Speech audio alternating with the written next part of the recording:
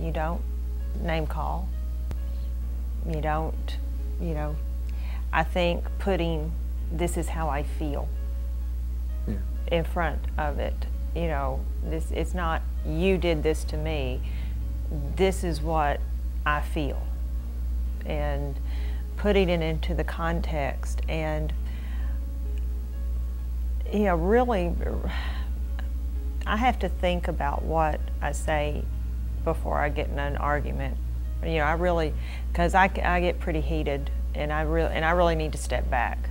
And you don't need to talk to me for a little bit. There are times when you just leave me alone for a little bit, because I got to wrap my head around it. What I don't want to do is project on him my old baggage, and I've been guilty of that, and I have to realize that first. I have to kind of sort things out, then I'm ready to argue. And that's not to say that that's always what gets to happen, but that's the ideal, and that's what we try for. We try to talk it out, but sometimes we come to a point where we're like, James is like, "Do you want to pray?" I'm like, yeah, we need to. Sometimes prayer is the only thing that can resolve something, because if you have a disagreement on something, if you don't see eye to eye on something, and we see eye to eye on most things, but there are some things that we don't. I mean, we're human. And I'm sure he probably gets tired of me saying things. Anyway. Sometimes when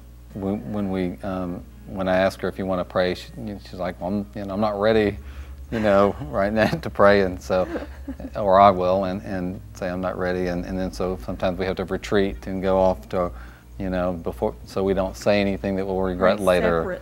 Pray separately, and then come back together and pray.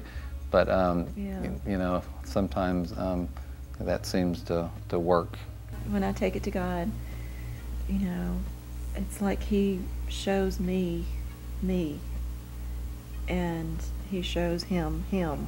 So we're not pointing our finger at the other person so much, because when you're having a conversation and trying to, make the other person think like you do, then you're pointing out their, things that you don't agree with, instead of looking at your own self. It's the whole plank field eye thing. Never fight. We don't yell and scream at each other, and the arguments that we've had, we can count probably on one hand. Like, we don't ever, we pretty much agree on everything. Except for ordering food. You want number 1 or number 2? Yeah. Quickly. So we don't, we don't scream at each other. We don't fight around the kids. But we don't really fight, so. Let's see. And it takes too much time to fight. Sometimes you just have to, pick your battles.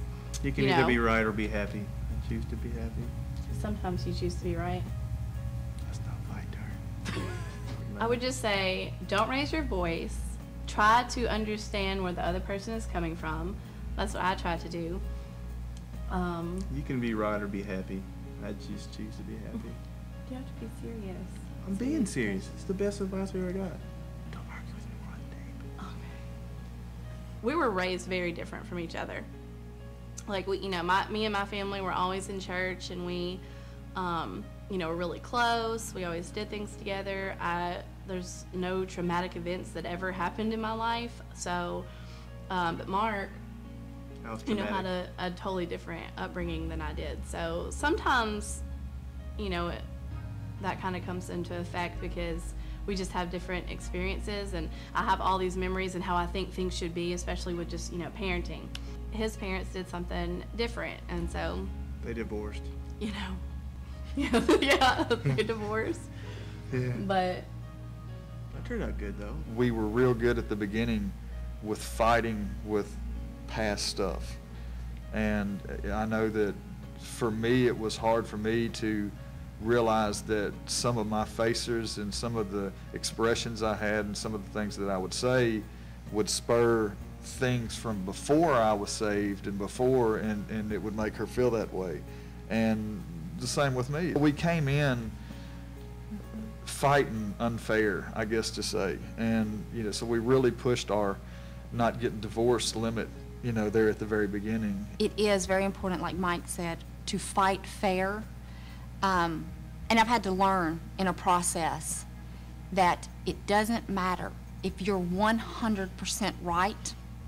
It is not worth the horrible feeling that you get when you speak words of anger, words of knowing it all when you stand before God.